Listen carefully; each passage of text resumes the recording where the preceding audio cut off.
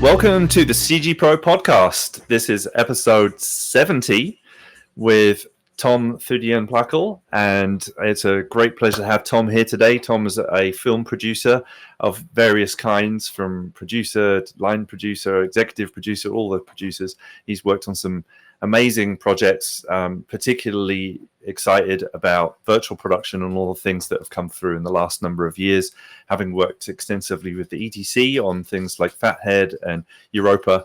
Tom, it's a huge pleasure to have you here today. I've been looking forward to this. Thanks for joining us.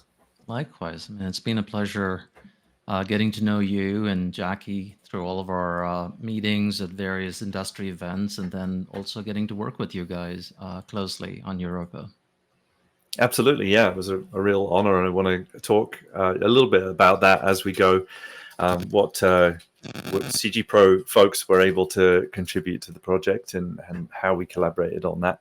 But yeah, I'd love to hear a little bit about your beginnings. You know, how you got into all of this. I know you've been a huge proponent of Indian cinema and coming from that part of the world.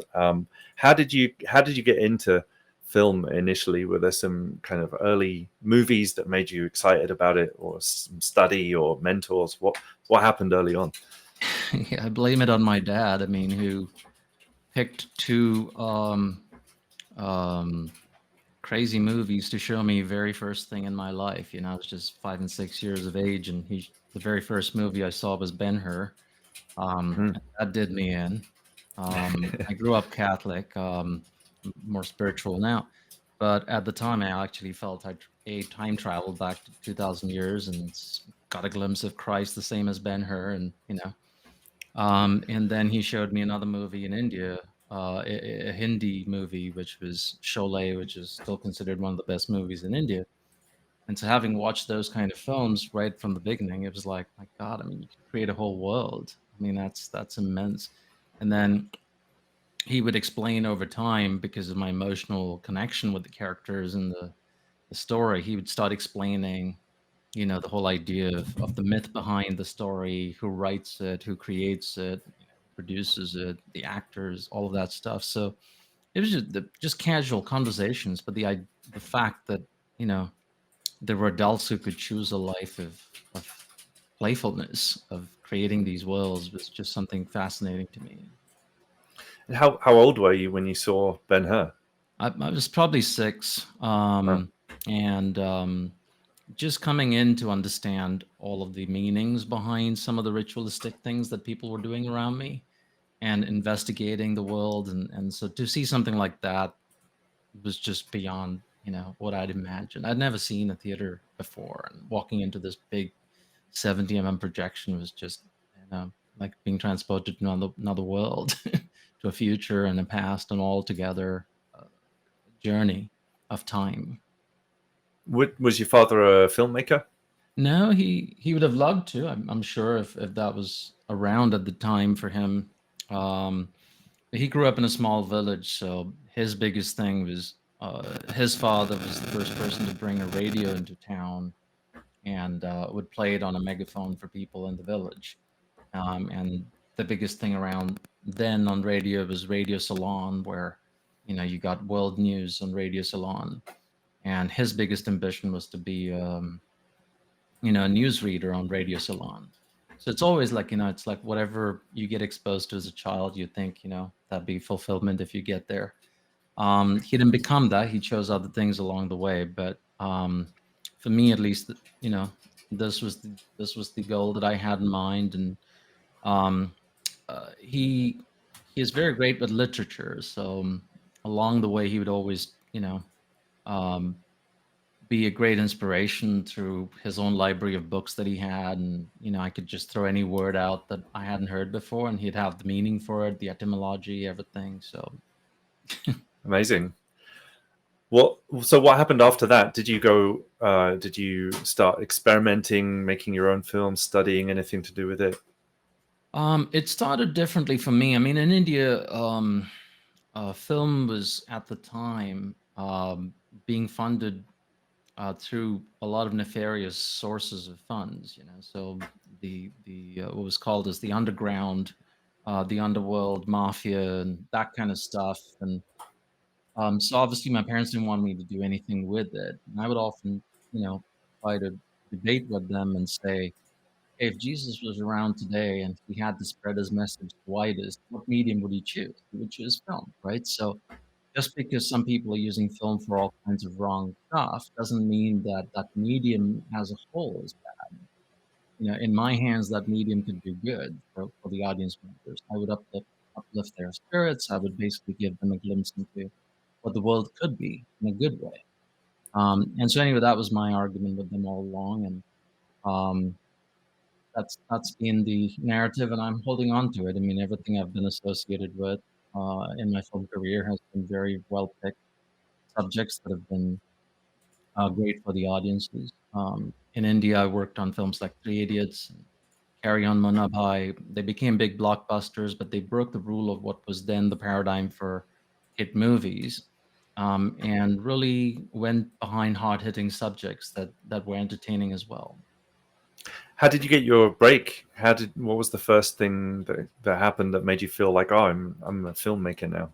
So my uncle, who was a major force in our family's uh, well-being, my mother's older brother, he was a lawyer and in the High Court in Mumbai, and he had all sorts of clients, and from the cinematographer of one of India's most esteemed filmmaker of lore, Bimal Roy, his DP, and he would basically anyone who had anything to do with cinema, he would introduce me to them, so I could sit with them and ask questions and stuff.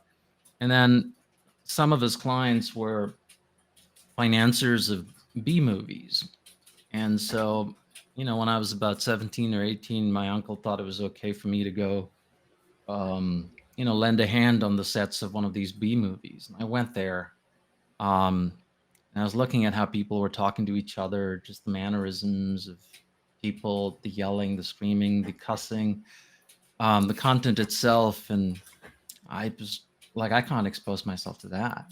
And my uncle was like, "But it's the same thing. You're getting exposed to the same equipment, the same things." I said, "No, no." I said, art is a question of you know of mentality, of a mindset, and what you immerse yourself into it. It's a very sacred space. You have to work with people who are transmitting to you very subliminal things. You want to be around people who even unconsciously are only transmitting the best to you.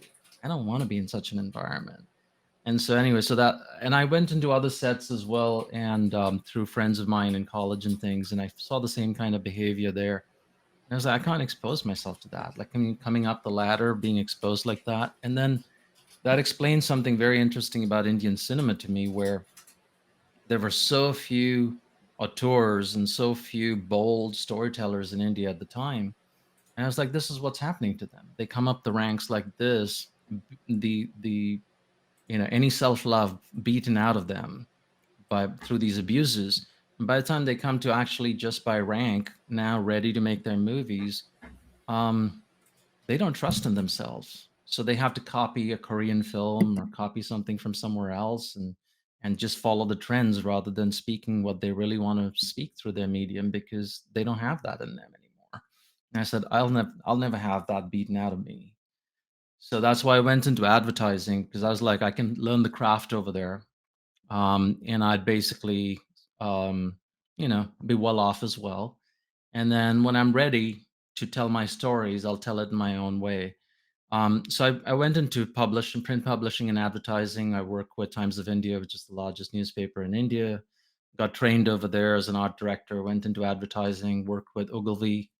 So Ogilvy and May, there was one of the leading agencies in India, um, and I was one of the starting core members, the founding members of the interactive division, Ogilvy One and Ogilvy Interactive, which ushered in the internet era of advertising to India.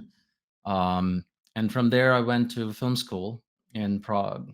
And before that, I helped a filmmaker in India. He wasn't a filmmaker. I helped him make make his first film, but he was writing TV and theater and stuff like that. But he didn't know the medium. So I worked with him on this film called Right Here, Right Now. Ended up acting in it as well because the nobody wanted to get into this stunt sequence that involved a car hitting you. So I designed the stunt and I jumped in front of the car myself. Um, the film was a finalist at Tribeca, which was my first trip to America. It won at Syracuse, won many other awards around the world. So anyway, those were my entry points. Wow. Being hit by a car, that was your entry point into the movies. And take blood, yeah. Wow, that's so cool. Well, there's a lot to unpack there. But yeah, really interesting. It's a similar but different experience for me, although mine was digital visual effects, and I jumped into movies and had a similar reaction and went straight into commercials as well. Worked with some of the same folks, the ad agency world of London. But it's great, right? That world is not necessarily the dream of a filmmaker, but you're telling tiny stories over and over again. No, I loved it. I mean, I think I had some of my best working years at Ogilvy. It's just a rich place. The amount of training they gave me, the amount of, it was the very opposite of what I was seeing on the film sets. The amount of morale and ego boosting I got over there, I was made to feel like a god. Being getting into pitch presentations and winning them an account, come back and feel like a hero. Right. Those moments where the door opens and you get applause. There's other moments where the door opens and you get a little frown, but I had a great run. I had a great run in advertising. The reason I got nervous was because I would see these balding middle-aged men in advertising who'd kind of lost their charm. And they were like, "Oh, I wanted to make movies. I got in and never made my movie." And I'm like, I don't want to turn into that, So right. I want to do it when I'm still fresh about it. So were you making things whilst you were in that world? Are you making films while you were in the commercials world? I was writing. I mean, most of my filmmaking, I was doing a lot of learning, and to me, film is a very visual medium. At the same time, it's very potent with the capacity for storytelling that is present in music, that is present in sound design, is present in theater, literature. It's kind of a wonderful amalgamation of all these individual art forms. And so I was just richly embracing all of those things, going to museums and seeing if I have any skill in me to draw or to take understanding of composition and color and things like that from it. I took on to photography, so trained myself in photography. And I said, let me do it the difficult way. So it was film. It was a fully manual camera with a fully manual lens. And it was like, if I don't get everything correct, then it's not going to work out. And I was not very happy about going through college and graduating with a physics undergrad, BS, bachelor's in physics. But all of it came in handy in filmmaking because it was all math and physics. So it helped me. Right, that's cool. So what point did you get to the United States? That Tribeca nomination. We received a letter which came from Tribeca, and there was Scorsese and De Niro were involved in it, and they were one of the signatories on the letter. We went to the U.S. Embassy, and usually getting a U.S. visa for Indians back then was very difficult, and here we were just handed it, Wow. And so that was an interesting first trip to the U.S. Right.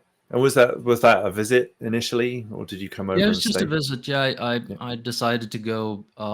So it was just a casual visit. I was dating someone at the time who was studying here as well, so visited them. Had some friends who'd moved to the U.S., visited them.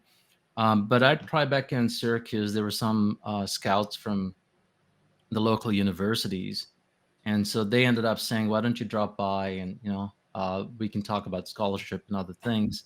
And I did. I mean, there were some good universities. I don't want to name them here, but they're some of the top 5 universities here. But even with all of their, because of my advertising, they said I could do, TA jobs and other jobs at the design school and this school. But adding up the numbers, I mean, converting rupees to dollars, I still couldn't afford it. So I was like, geez. I mean, it's like there's a saying in India where it's like, something comes into your hand, but you cannot taste it, and that's how it was. And it felt like the very bad tease. So that's when I was like, I need to go to film school. Let's go somewhere I can afford. So I ended up going to Prague. Got it. Well, it's a great place too. A beautiful city. Yeah, loved it there. And when did you come here to live? So once I finished film school, I went back to India, and I was like, I'm not going back to advertising. I need to make films now. So who are the filmmakers I can work with? And my list wasn't very long at the time. I only had 2 names on it. 2 filmmakers I could actually look up to. I didn't know them as people, as human beings, which you learn very soon after you start working with people. But 2 people on the list, and I wrote an email to the first one and sent it out, and I was sitting through the night writing the email to the next one, and the first one already responded and said, hey, I'm in the US right now, but I'm coming back in a week, so got to meet you. You're working with me. You got something I'm working on that I need you for. It's like, should I send the second email or not? So I ended up working with this first gentleman I wrote to, and that's the gentleman I worked with to produce those films, Three Idiots, Lage Ramanabhai, Ik Love You, The Royal God, which was India's entry to the Oscars, which brought me back over here because then I was leading the Oscar campaign for it. Anyway, so that was the journey. Did you write the second email? No, I didn't, and I don't know. That's what life is. Well, it's a decision, though, right? If you look talking about etymology and the meaning of decision being to cut off, that's what it literally means. So you decided. It made me a different person. I mean, the second gentleman is truly a gentleman. The first one, in his own words, is a megalomaniac, movie mogul kind of guy. So he was a difficult person to work with, but I'd drawn my boundaries it was a hard lesson in drawing boundaries, which I think is an important lesson that's helped me through the rest of my life. I think I walk with very clear boundaries today because of having to work with a difficult person. Yeah, how do you do that?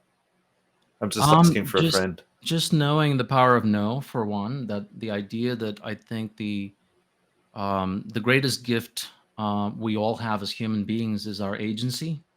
And our agency essentially is to say what is acceptable to us is what is not. And when something is not acceptable to us, to not stand for it at any price. And that's what gives you values, and that's what makes you a more a pronounced human being of who you really are.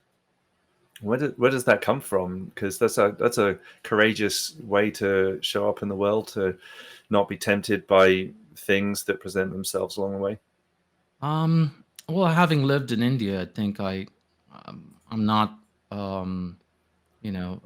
foreign to adversity or disparity, and I've seen them all, and having seen it so up close, I know that in the end, what matters most is what you feel about yourself, and the one saying that is always there in my mind is, wherever I go, there I am. And so the question really is, who am I that I can live with that person for the rest of my life? Who's this person I can live with? And I think that's the only thing that haunts me is if I'm not that person I can live with, then that's horrible. Right. Yeah. Sometimes it's probably bound to happen. We all make mistakes through life, but to come back to that core of who you are is what it sounds to me like shapes all of your decisions. And does that make it easier for you to make decisions? Yeah, I mean, the work itself I've noticed is very easy in any capacity. I mean, whether it was working in advertising as an art director and then a creative head, or working in filmmaking, the work itself has always been easy because the work is almost like a math formula. If you put the pieces together in the right order, it always comes out the same way. I mean, there's some science behind it. What becomes difficult is always the people and the politics of it. because people are the ones that each come out differently, and they all have their own attitudes. They all want to feel a certain way. They all want something out of it. And managing the people aspect of things is what I think is the most difficult part of producing in whatever capacity. Even with virtual production, it's all about expectations. Somebody comes into it with a certain set of expectations and then walks away disappointed, and they blame the whole system, whereas the blame is actually in not having done the homework. So it's, again, it comes down to people. So to me, you know, I chose producing also because I think a lot of people didn't want to do it because it's so hard. Right. So It's really great to hear that, because I think a lot of people are somewhat not aware of what the work is that a producer does, and that was me before I got into visual effects, and then seeing good ones showing up really made me understand how vital and valuable it is. You mentioned virtual production there, so no, that's obviously still a hot topic, because we're still transitioning into that in various places, and now more in the ad world, but it's kind of begun in TV and film. How did you get into doing that? How did you, was it through the work in the ETC that exposed you to virtual production? I got curious about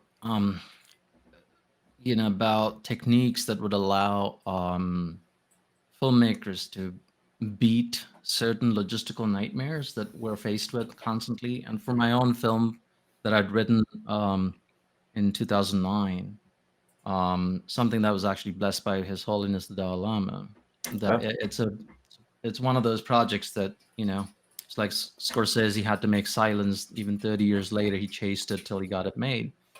It's one of those projects that I have to get it made because it's got a lot invested in it from that standpoint. But at the same time, it's a larger than life project that needs a lot that needs to go into it. Has more than 30 kids in it. It's soccer. Shooting sports is always very difficult. Shooting with kids is very difficult. The movie has animals. Again, the things that the film school people told me never to put into a script, I put into it. Shooting night scenes outdoors, shooting in locations that are very remote, like the Himalayas and Tibet and things like that. And being that it's been blessed by His Holiness the Dalai Lama, China wouldn't let me shoot it in the actual Tibet. So I have to find kind of places that look like it, feel like it. So it's Argentina, Jordan, certain other parts of the world. Traveling with 30 kids, their family members, a studio teacher, all of that.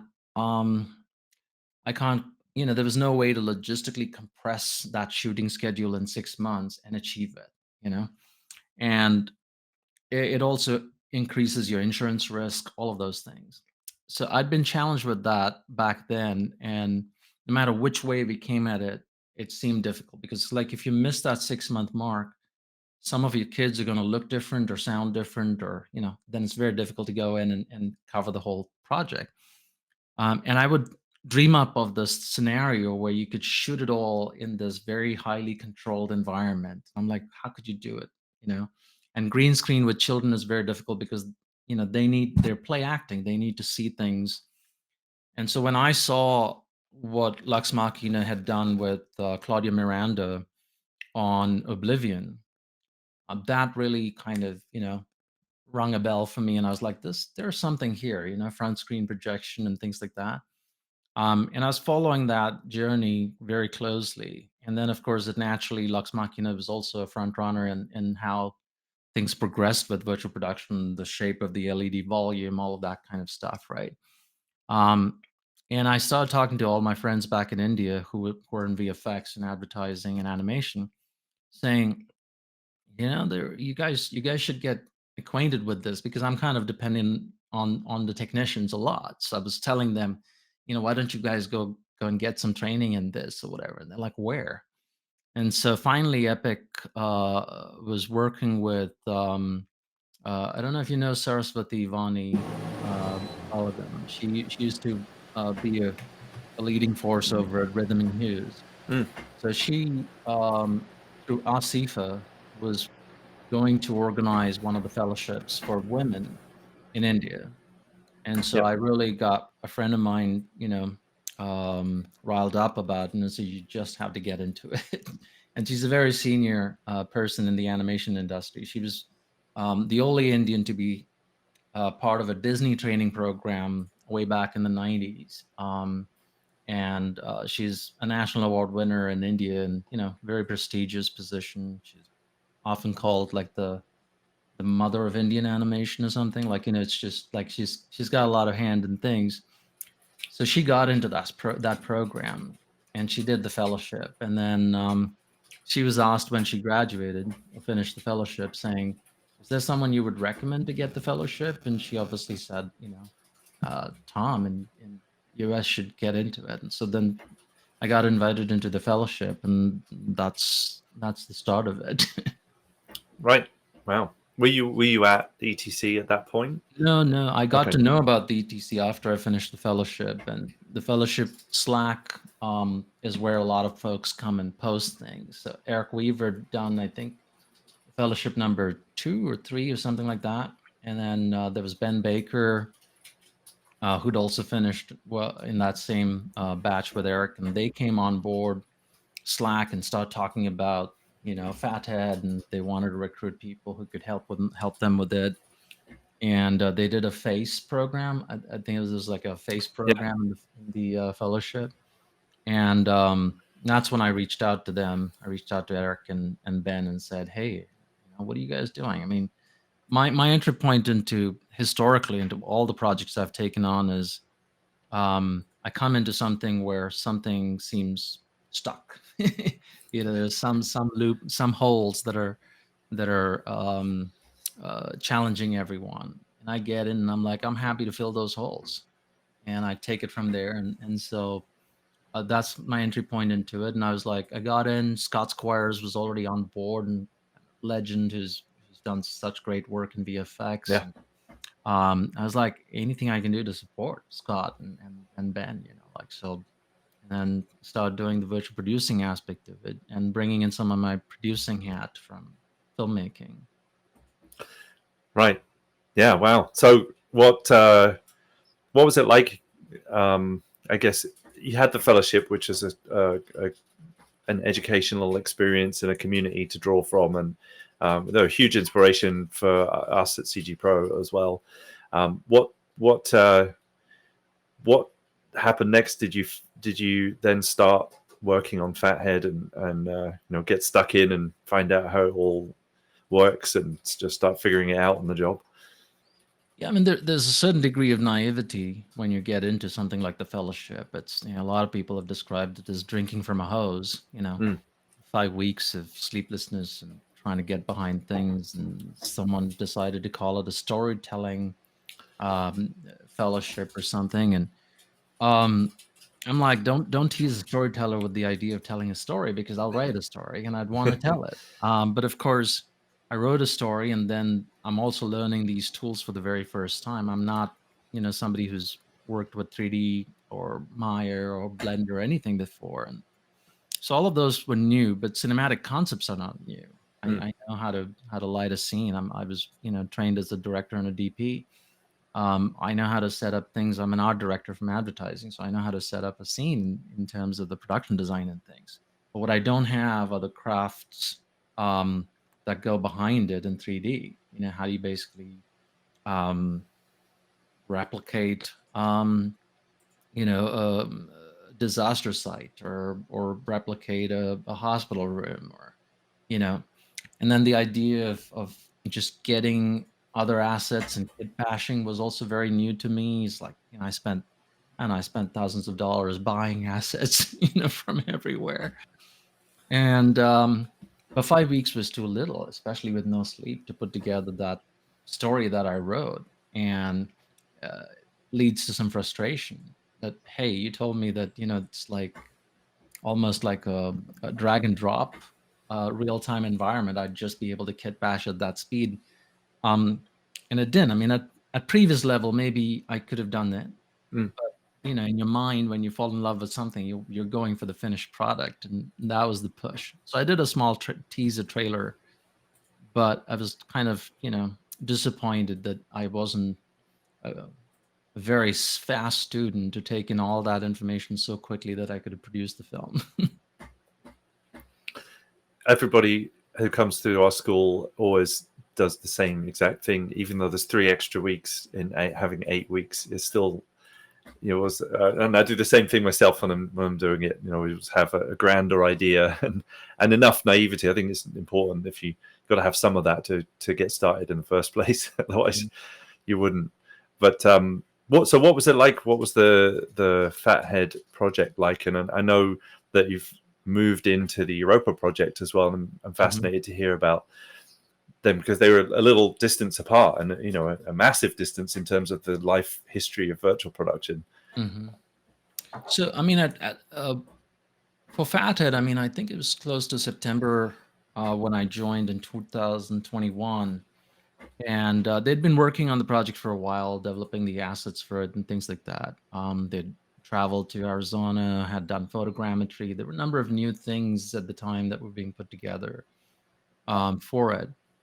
And for me, the very first thing was like, let me talk to C. Craig and ask him what's important to him about the story. Why is it personal to him? Why does he want to make this story? Because that's the most important thing you want to know.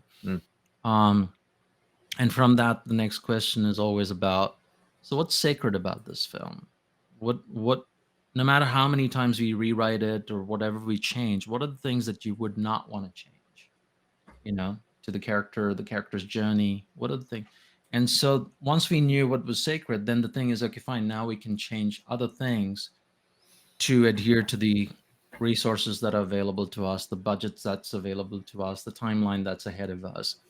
And so then we were able to address it from those standpoints. And then a lot of the previs that was done again could also transfer, because again, the human interactions or the interactions between characters could still be retained while environments were modified around them.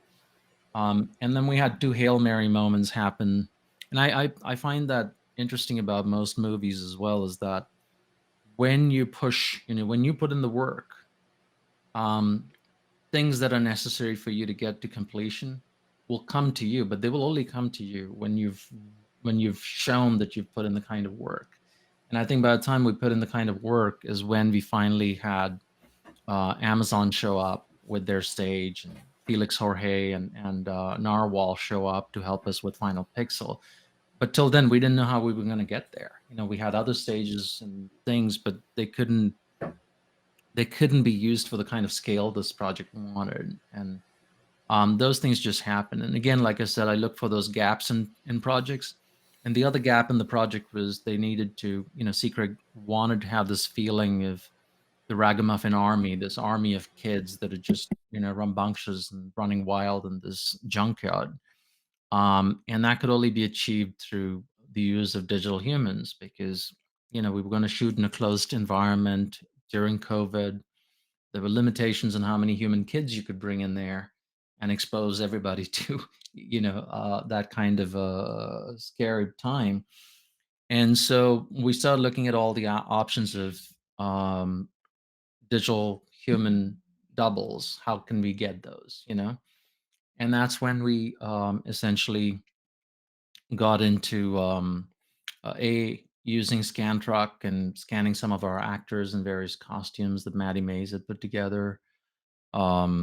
And then also working with MetaHumans. And then this was very early days for MetaHumans as well. So figuring out with MetaHumans how to basically customize them. What is the degree of freedom we've got there? What are the limitations with costumes? What are limitations with their appearance? Then it was animation. And then studying what the directorial style of a person is. So looking at C. Craig and figuring out from him, how do you like to direct? What do you, what is the average length of your take? How do you basically go about calling shots? And especially working with children, he loved to get them to a certain state of mind and then reset the shot rather than calling a cut. So the cut, the take would run long, and he would basically be able to reset and bring them through that. And so we wanted to make sure that stuff on the wall could do the same thing, that it could basically reset and go back to the starting point and start a certain sequence. So we started working with Erica Pink, who was then teaching at the fellowship as well, but she's a blueprint wizard. So we worked with her to create these loopable animations and keyboard and game controller triggers for them and things like that. So there was a whole workflow generated for the virtual humans pipeline, which was exciting to work with. And like I said, I'm not a hands-on person when it comes to 3D tools, so we needed somebody who was a master at it. So we worked with Pavan Balagon, who was in London, and he teaches for the fellowship as well. So he came in and he helped us with a lot of that stuff. Amazing. Yeah, I know a lot about what you're talking about behind the scenes and knowing metahumans, which feel like they've just graduated. So knowing what you did with them there is, an accomplishment for sure. How did this kind of, I guess, what's the question I'm trying to ask? What was the difference in that movie between that movie and Europa? Because Europa's a pretty significantly different environment. And maybe tell us a little what you can about Europa as a project and how it differed from Fathead. So with Fathead, of course, I mean, it was very the world building was very different. The world building was all about the children who were informing that environment, as well as the environment informing the behavior of those children. So the role of the junkyard paradise and the way that that was set up, and the way that the children in the junkyard paradise were conducting themselves was kind of very much influenced from this very hazardous environment that they had chosen to make their home. And so there was so much to take from it, right? And then Secret had I call it like a childlike imagination, right? Where anything is possible. You're able to push the boundaries of where thought can take you. And very excited to always respond to the feedback that he was getting from the technology team on what's possible, what's not possible, or where the boundaries of certain things were. And he would rewrite, and he's so good with his writing that he would just go back to his script and he'd rewrite, and we'd have a new draft of script. Eventually, we shot, I think, script number 26, draft number 26, right? So, and it's a testament to his ability to write so well that he's this year's Nicole Fellowship winner, right? So he's one of the 5 winners of the Nicole Fellowship from the Academy. And so that was the experience over there. I think that to me, coming from a more traditional filmmaking background of understanding the character and the character's journey and things, that was very rewarding for me. And so even while we were building the digital landscape, the digital characters, he had a story for every single digital character who would be in some um, some part of the focal plane. And for even all the other secondary characters around the main character, he had individual backstories for all of them. And usually you would just say, um, henchman 1, henchman 2, whatever, all that kind of stuff. No, he had individual names for everybody, and everybody had a backstory that inspired the way that Maddie designed their costumes and their look and things. So it was very exciting that way. And then we come into Europa, which is a very sparse environment because it's never been visited by humans. This is the first human mission to Europa, one of the Jovian moons. Um, and so you don't have that human element. You've got the absence of the human element. And so it was a different approach from that point. And then the environment itself was a character, unblemished by human interaction. Not entirely, but somewhat. No direct contact with humans, but humans had sent, robots and other devices that had already gone into probe. And so it was a different approach for that. So the idea was to make this very cold, desolate space in which this adventure could happen. And it's also a very unique journey written through the lens of Jacqueline Rosenthal, and she's been winning big on her previous short film she did, Backlog. And I think it's going to happen more and more as Hollywood opens its arms to embrace diversity and inclusion in a real way.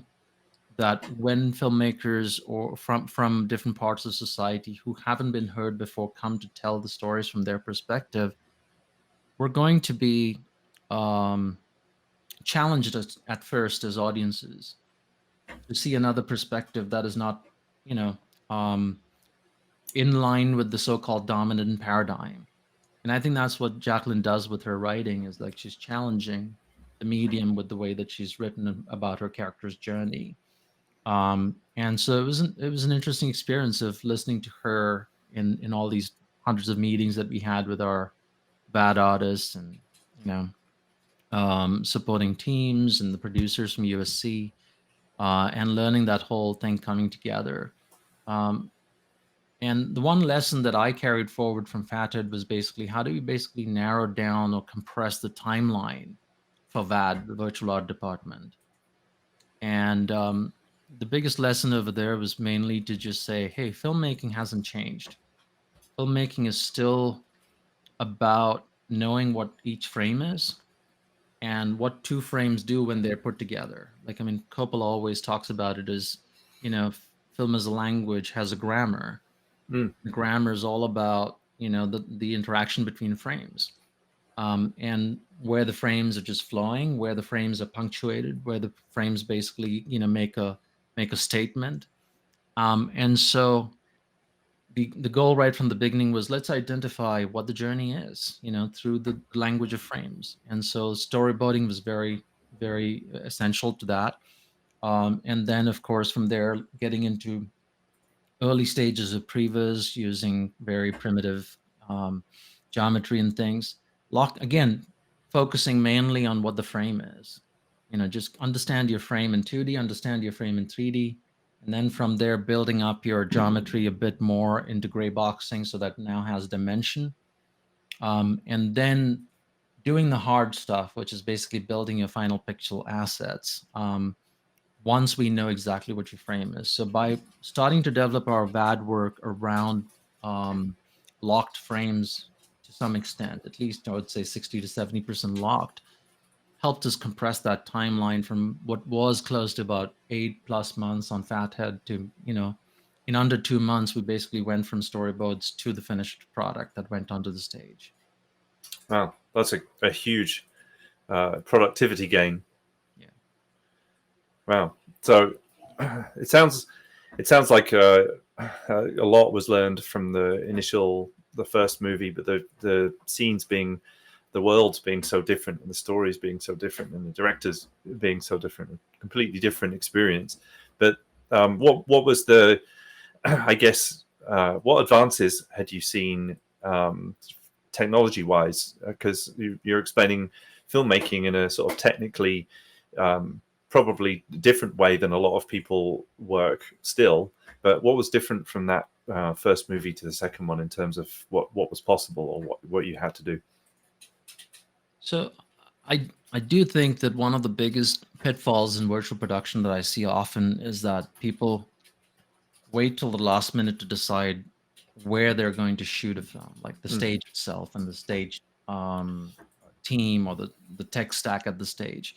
And I think what you're capable of accomplishing in virtual production is dictated heavily by the stage team that supports you, as well as the infrastructure, the quality of the wall, the quality of all of the equipment and the tech stack that's there processing your data for you. And it shouldn't be your last decision. It should be one of your early decisions, and you should involve those people very early in the process. And once you know that, you can compress the time even more because you know what you're going after. And I think the biggest advantage on Europa was being able to work directly with Pixel Mondo. And of course, they're the leaders in the space. They've been working in this medium for virtual production and evolving with the technologies for the longest period. So working with them, understanding what their best practices are, getting to see their pre-flight checklist for the stage very early on in the game, and having all of our artists and teams look at it very early, have that communication. Those things are very beneficial to us. I mean, that's very essential to have right at the very beginning. And of course, I mean, as soon as we saw the scope of the production, a big part of it was like, who's going to let us accomplish this? And like I said, I mean, it all comes down to craft, all comes down to the ownership of the art. And we reached out to you guys. I remember reaching out to you and Jackie and saying, hey, um, we got a big hole to fill. What can you do to help us? And then Jackie started interviewing, her students and saying, here, people, this is their availability. This is their skill set. I think this person's strength is this person's strength is this. And getting that kind of feedback right from the word go, knowing who we were dealing with, working with Hoyt, Tamara, Ian, Daniel. I mean, it was just brilliant. I mean, getting them on very early, having them introduced to the producers as well as our director, and then them being part of all of our meetings. They helped that initial transition, like I said, going from the 2D storyboards to prevising, going from the previs to our gray box environments. And I think their expertise in the medium also helping our director in being able to see where she can basically exercise her creativity. Where can she push something?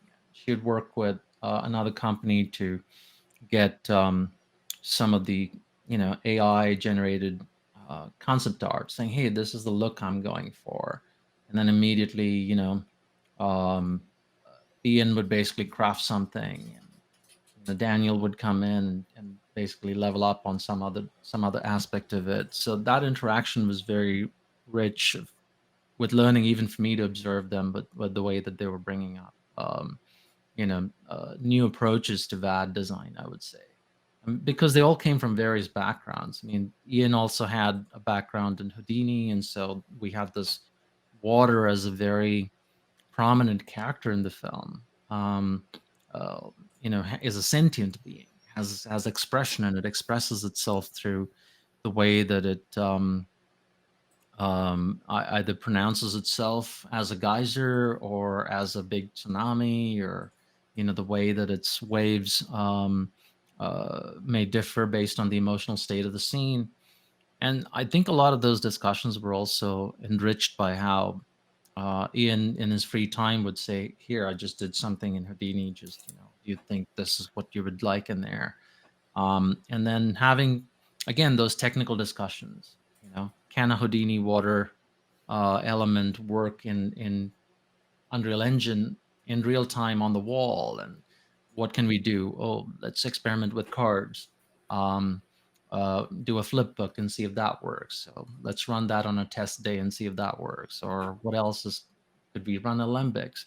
So all of those kind of conversations, it's interesting to have a diversity of backgrounds. People who come from VFX. Tamara had already worked on the stage, so she would be able to interpret some of the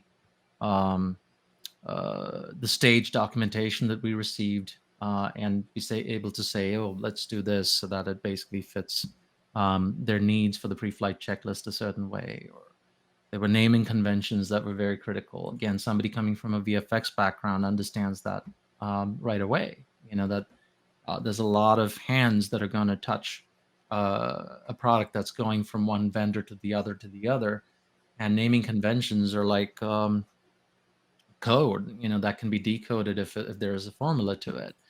And so they're very subtle things that I think if people don't come with that background or that education, that's where they get lost in the weeds.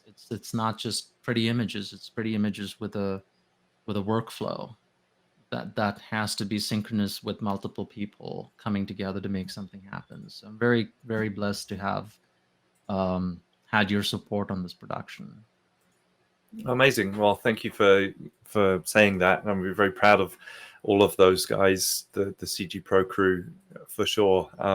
They push themselves all the time and help innovate in this space as well, which is, because it's so young, is still important, as you said. What would you recommend to people starting out, looking to get into this way of filmmaking as you did? at this point in time? What would you recommend to people to look into? Well, for one, there are no shortcuts, so be prepared to do the work.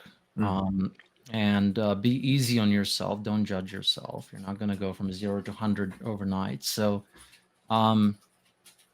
get immersed, learn every aspect of it, and you will find where you can shine along the way, but you can't know it from day one.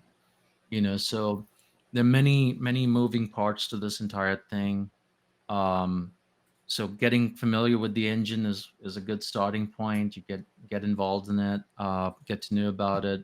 But while you're learning the engine's like a good catch-all, but you still need to know other things. So you would need to pick up a 3D application. Maybe it's Blender, maybe it's Maya, maybe it's something else. But you'll kind of expand yourself and have these tentacles that can reach into different aspects of it.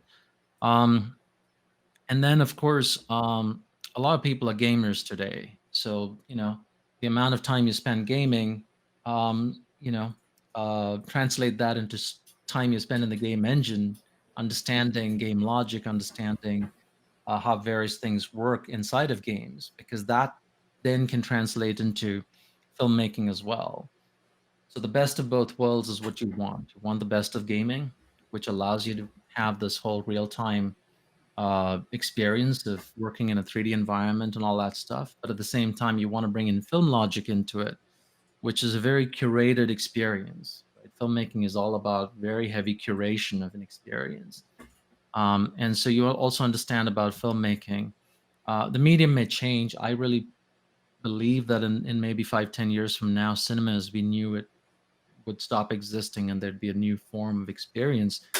But the principles of cinema would not vanish. It's like, silent era cinema does not exist, but there were certain things cracked back then and, carried forward into black and white and into color and all that stuff. But those things that were most beneficial for all filmmakers then become in some way formulaic as far as the structure of things go. And then your creativity is expressed within those structures.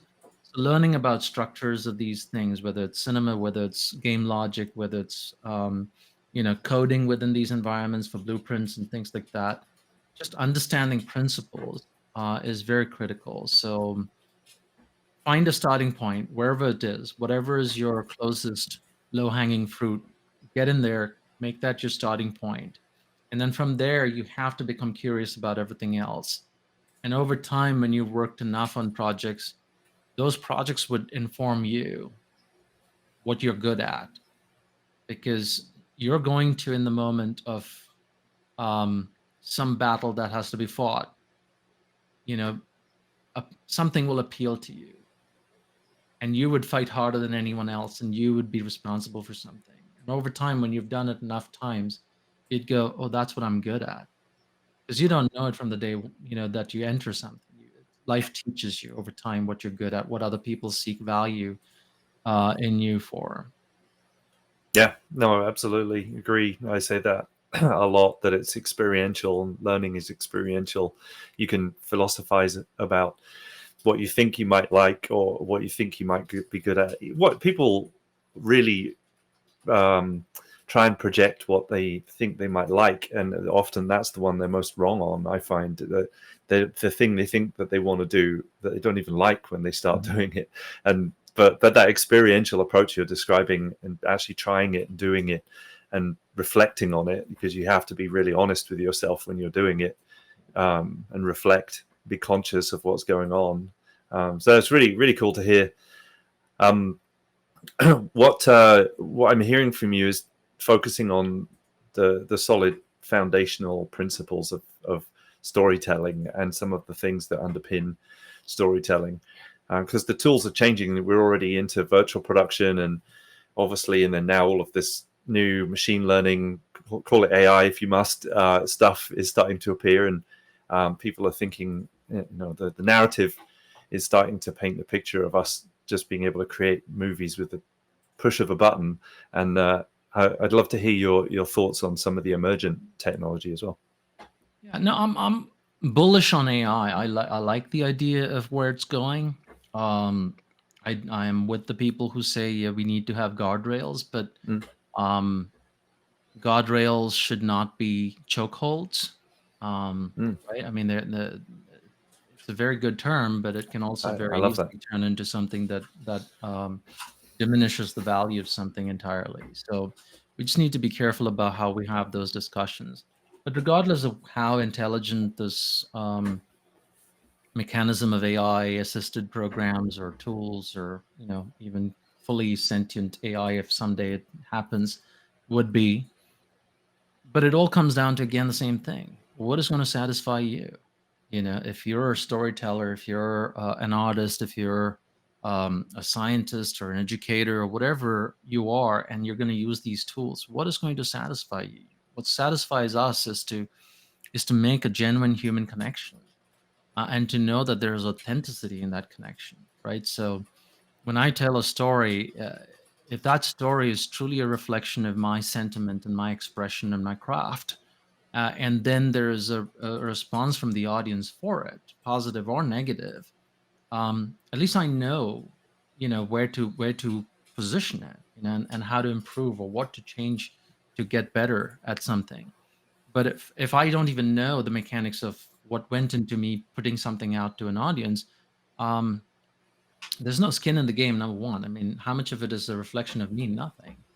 And so I think art is especially artists, choose a very brave life. We put our soul out there to be injured, So I think that aspect cannot change about the craft, about the storyteller, about who we are as people needing connection through our expression, and to never forget that. And we're only as good as the information we can get through life. So one is exposing yourself to life. Go out there and live, and listen to people and take in stories, read a lot. There are no shortcuts to it. If I just get if my reading experience is just reading footnotes that AI generates for me on text, and then I call myself a scholar, then it's not going to work out. So you generally do have to respect um, the journey, the process, and investing yourself. I keep coming back to the idea of adding value. If you're just doing something very brief to something and then regurgitating it, that what value as you as a person have you added to that?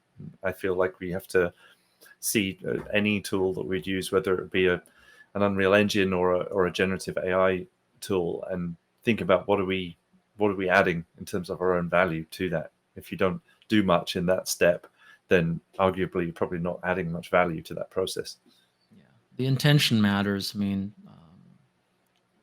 anything. I mean, people working as a texture artist, they bring intentionality to it. I mean, like I said, I mean, we're working with our um, costume designer Maddie Mays on Fathead, and we had to figure out what do we do with metahumans in those early days to make each metahuman look different, give their clothing something unique, when we only had three articles of clothing for the top and three articles for the bottom, right? I mean, how do you basically create variations out of it? And so she created an entire swatch of what the texture could look like, what materials could look like, what kind of brushes to use, how to basically age it. And by using those tools, now suddenly you could elevate the art of how that same material, same costume was expressed very differently, but at the same time immersed in the story. And that's the thing, is that if story is interaction, and by building an interaction between different elements of a world, you have created a cohesive story that speaks without needing language. Many times you're just seeing it and the story has been conveyed. And those kind of things have to be learned through experience and being there and being around people who have transitioned from the very analog world to the digital world.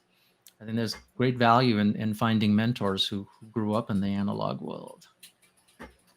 Absolutely, yeah. The things that we don't do anymore still have a tremendous value. Like in thinking back to days in the dark room and what I learned in that process, which is never going to do again.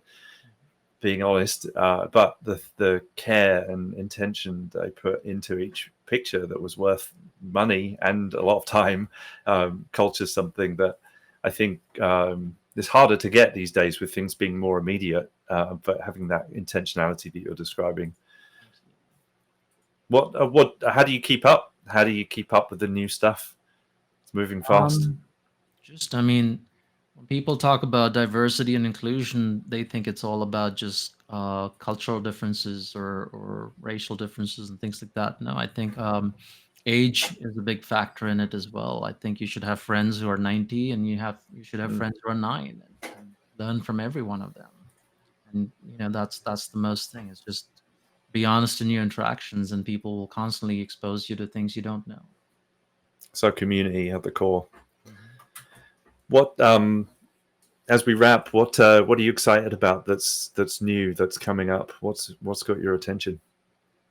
I do think that we're getting into a space where we're all getting tired of screens. There's a screen fatigue, like we go from our cell phone screen to laptop or TV or whatever. And there's a sense of screen fatigue, I think, and I think we needed it to get this far, but I think the future is a world without screens, a world without these framed windows. And coming into the space of XR, extended reality, spatial computing, worlds which are overlapping and coinciding, and that kind of stuff will become the new reality very soon. How soon, I don't know, but that all depends on who comes up with the tech to truly achieve that without it being cumbersome. But even with the Apple Vision Pro, it's cumbersome. It's something that you have to wear and walk around and look odd. But we'll get there. I think that's what the intuition is, and it's leading us in that direction.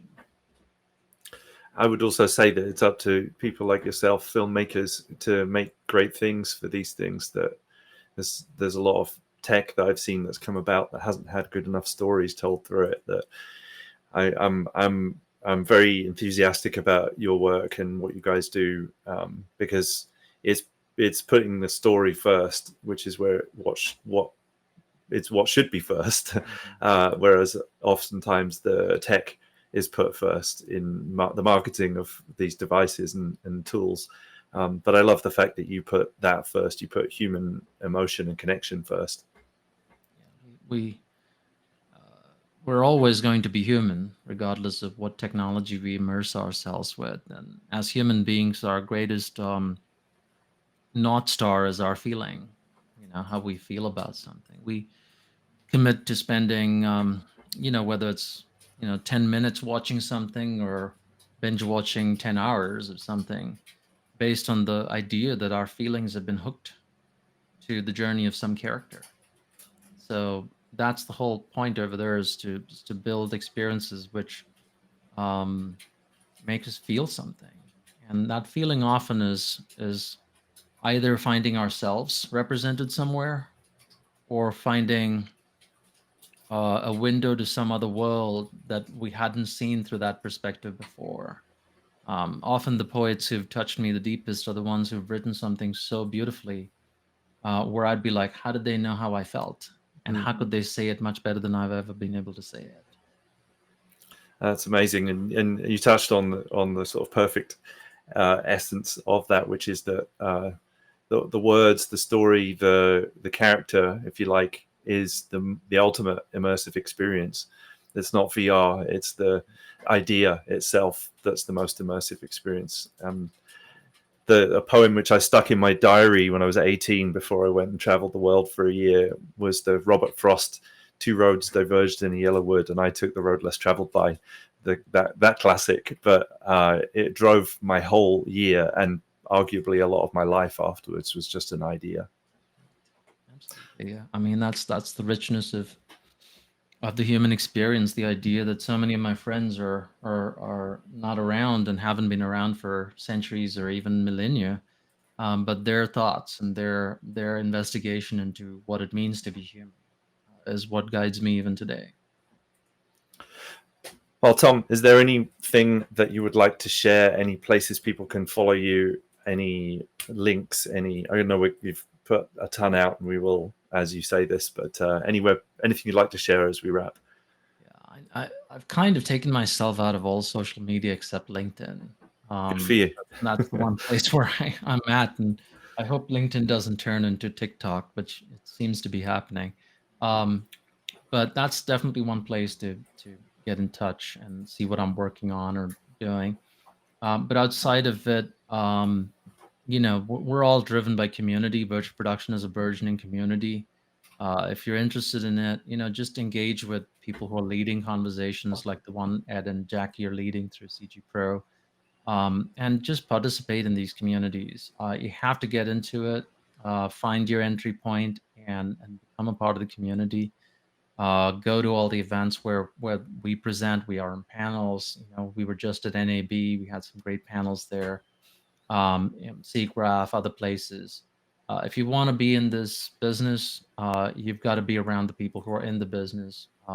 Get to know them. Get to know how they think. And in the end, I think the greatest gift anyone as a mentor can give a mentee is the gift of mindset. Is teaching them how to think to solve problems, because the problems will continue to change. But if you know how to think to solve a problem, that attitude is going to carry you through. Amazing. I echo that wholeheartedly, and something which we're very, very serious about at CG Pro, and teaching long-lasting principles that can survive as the tech changes, for sure. Yeah. Well, Tom, thank you. I feel like there's another unlimited number of episodes that we could keep going with. I've really enjoyed this conversation, and I appreciate your time. I know you're a busy man, but I appreciate you taking the time today to share your experience and your heart. I feel the heart coming through there more than any of the tech, and I loved hearing all about your story and your journey, and thank you. Thank you. Thanks, Ed. Appreciate it. And thank you, Jackie. My support and my admiration for CG Pro continues to grow as I see you guys grow, and I see the impact of your teaching and your mentorship in the community grow. So please keep up the good work. I just love what you guys are doing. Oh, thank you. I really appreciate that. We work hard on it, often 7 days a week, and we do it because we love it. And it's wonderful to hear that every now and again. So I appreciate it. Thank you. Thank you. Thanks. Thank you also to everybody who tuned in today. Thanks for being here and sharing this time with us as well. You can catch us again in another 2 weeks. We'll be back on the podcast again. We also have an open day coming up on the 2nd. If anybody would like to come and experience what CG Pro is about, we have a free lesson. We're going to be going through some filmmaking and cinematography in this next upcoming one. You can find some links probably in the chat here.